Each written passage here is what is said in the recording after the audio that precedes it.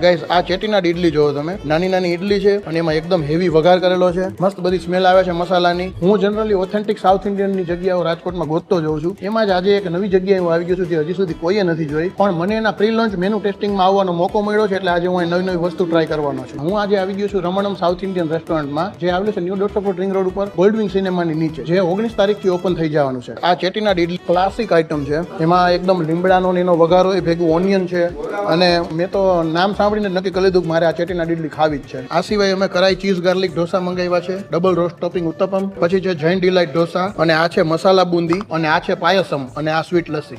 Cheese garlic ને પાલકનું combination એટલું સરસ છે ને કે વાત જવા દો.